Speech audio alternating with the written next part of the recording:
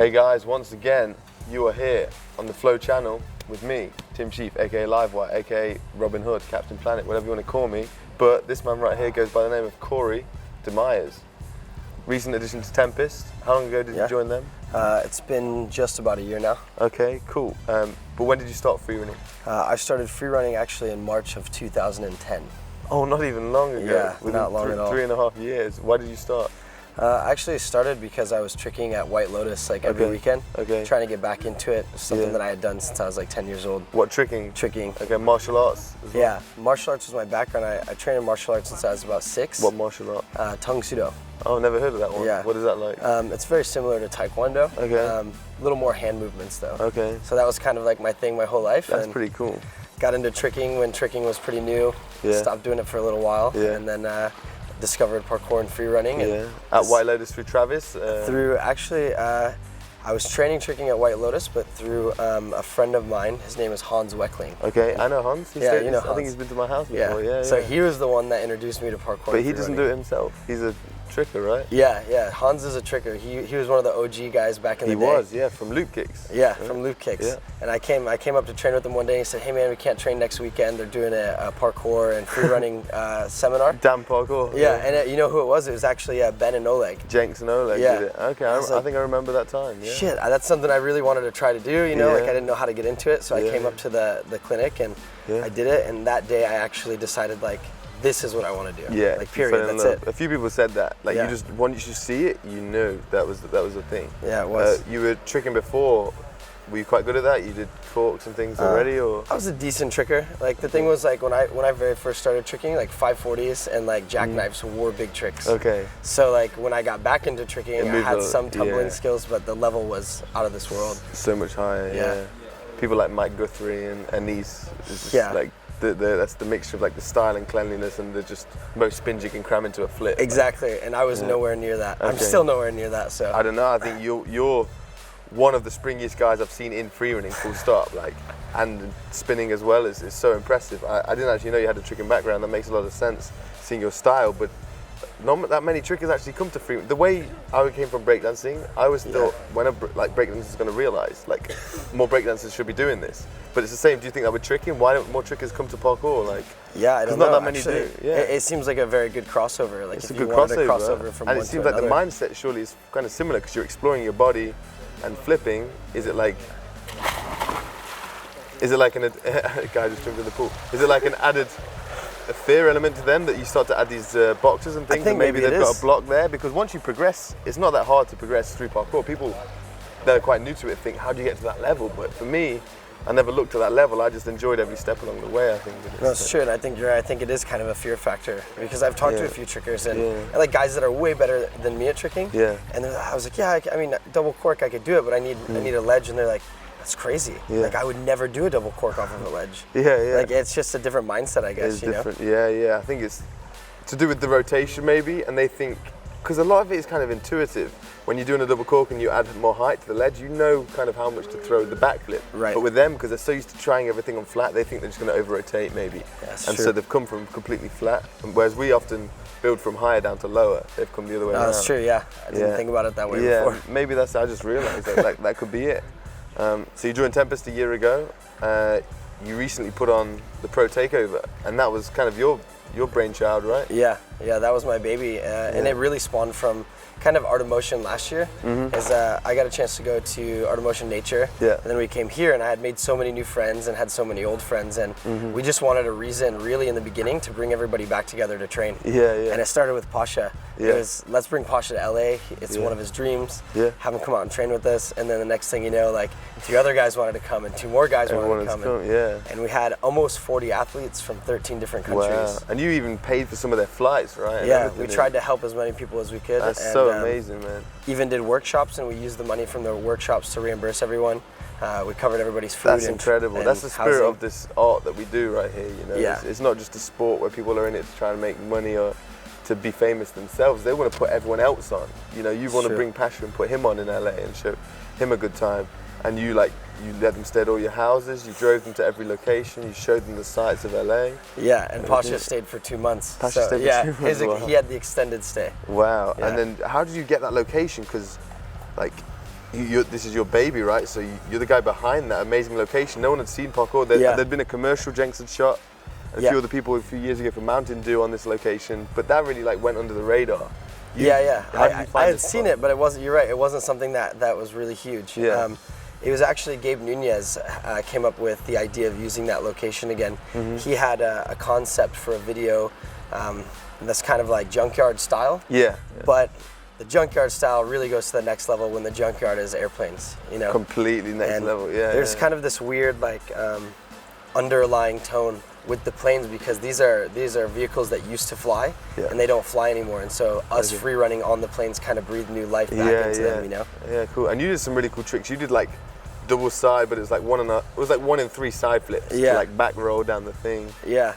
What other tricks did we see you doing that? You front flip to the plane and then back flip out? Was that you or was that? No, it wasn't me. I did a move that me and Jason have been calling the Django twist. Okay. And it's like a touchdown 720 twist. Oh yeah. With the stall through the middle. And I had a whole line after that, but what people don't know is I destroyed my ankle. On that trick? On the landing, yeah. I did it about 7 or 8 times. Whoa. And it was fine. And then the last shot, I stuck it and my ankle just ripped, and Annan and Pasha actually heard it. They were probably like maybe 8 meters away and they heard it tear. Wow. And I just rolled, got up, finished my line and stopped, and Chad asked me like, you good? I was like, no, that's it. Like, can't do it again. How was your, so you broke your ankle? You broke the ligament? It wasn't broken, it was just a super severe like sprain. Yeah. And like to the point where up until about a month and a half ago, it was still really tender, and you know, just slight overflex was really bothering me. But now you're good. We're here. Santorini. Feeling great actually. Red Bull Out of Motion coming up. Did you go to the qualifiers? I did go to the qualifiers, and this year was the second year that I had to do the local qualifier. Yeah, and last year you made it through. Where did you finish last year? First place last year. And then you qualified, and where did you finish in the comp?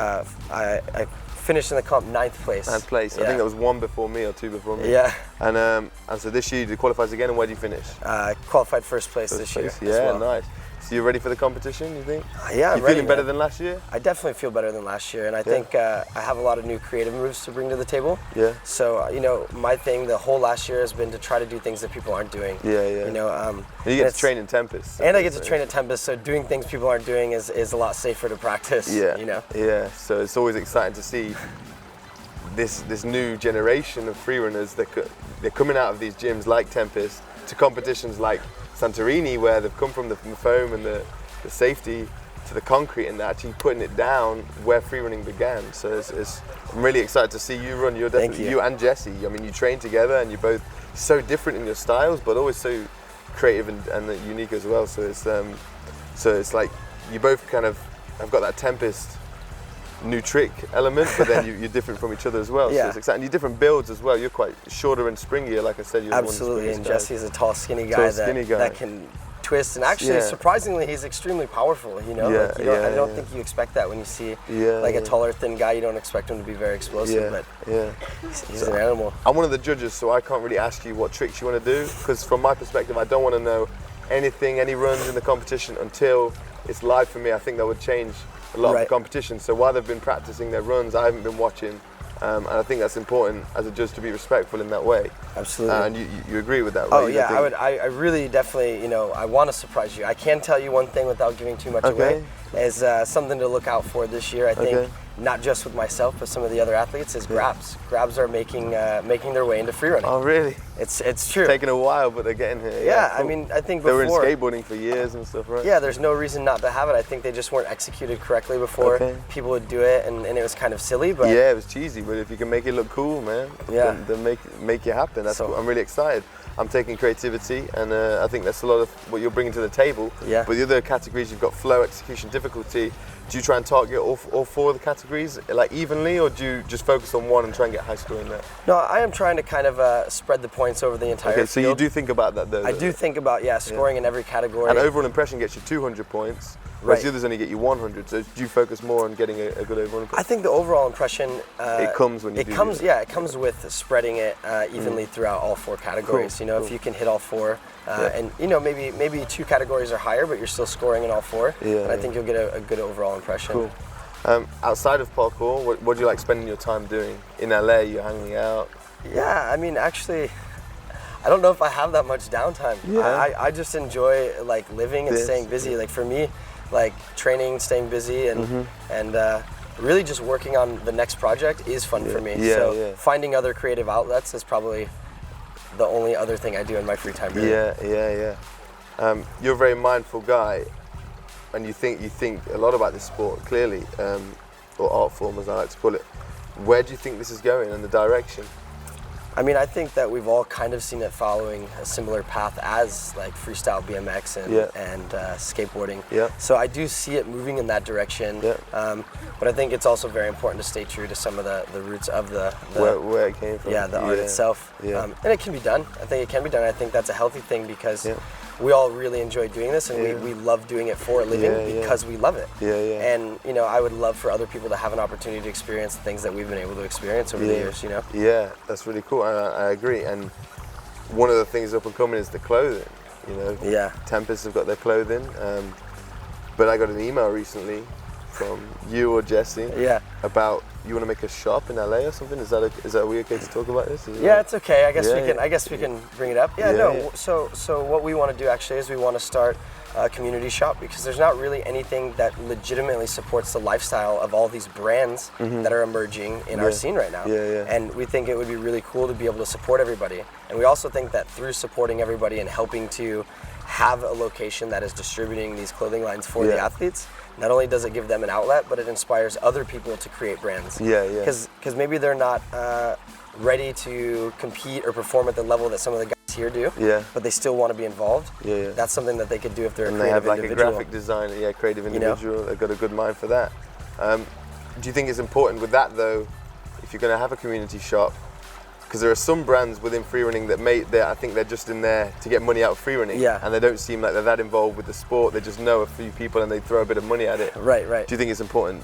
Do you want to have all them in as well, or are you trying to keep it? No, actually, like it's going to be like a premier lifestyle boutique is what we're calling it. It's a premier lifestyle boutique. So we're going to be very selective of the brands that we do carry, and it's not that we're just going to support who we want to support, but we're going to support what we think is cool, and people who are doing things that are fashion forward. Not somebody who's just slapping, a really lame screen print on a t-shirt and trying to chuck it for a few dollars. I agree. That's so important. We want to support the brands that we believe in and that we know are doing the right things. Cool. So I think that's what's cool about having our own shop is we can be selective. And that's not a bad thing. No, not at all. I think that's spot on. So as we're here in Santorini for the Red Bull Art of Motion 2013, Pasha won it the last 2 years. Have you seen his previous runs? Absolutely. You were there last year. Last year was pretty amazing. It was amazing. I watched it yesterday again. It was incredible. And you remember he was injured his second run.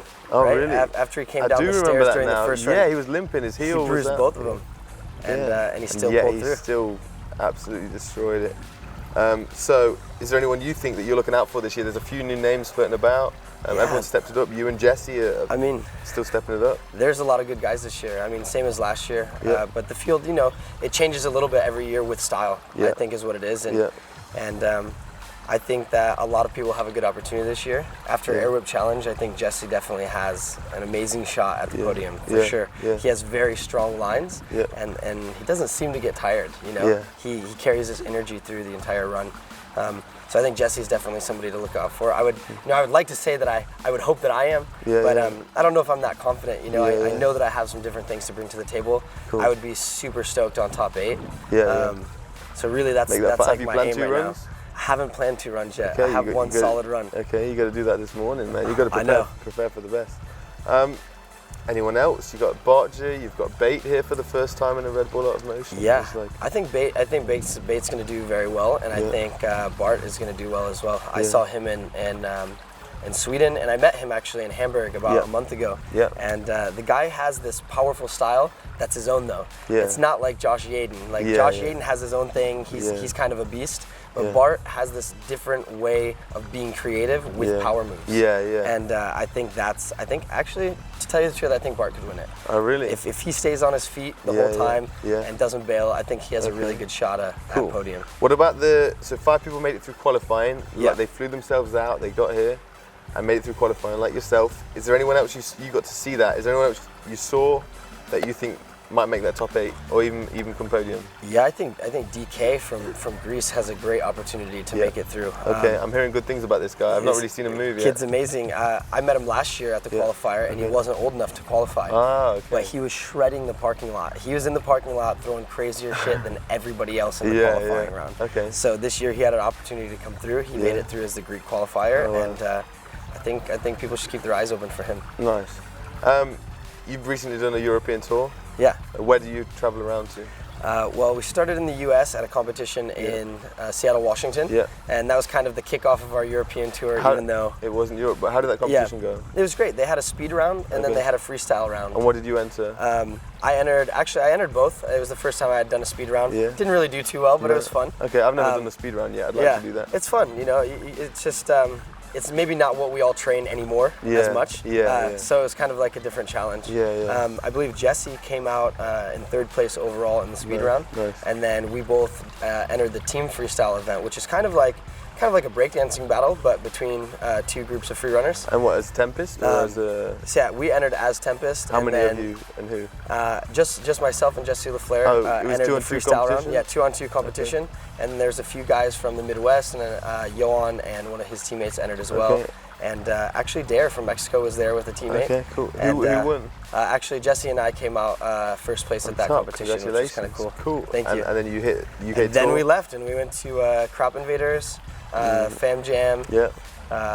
Where else were we? We hit Switzerland for the WPF camp. Okay. Stayed a time with Gizmo from Freeze. Good timing over the summer. Hit everything. Yeah. Oh, I saw Joel. Actually, Joel made it through the qualifiers. I saw him at every event. Oh, he was traveling around. Toby was at every event. He just stayed at mine the other day. Joel. Yeah. Yeah. So he's a man about the world. He's traveling around. And Toby was there? Yeah, Toby was at almost every stop, and then we finished with Jason in Frankfurt and did an event that they called the Wings Academy, where they taught 20 kids like free running. And you helped out with that? Yeah, and we got to help out and be guest coaches, and that was a really great experience. And you went back to America for like 1 week before flying?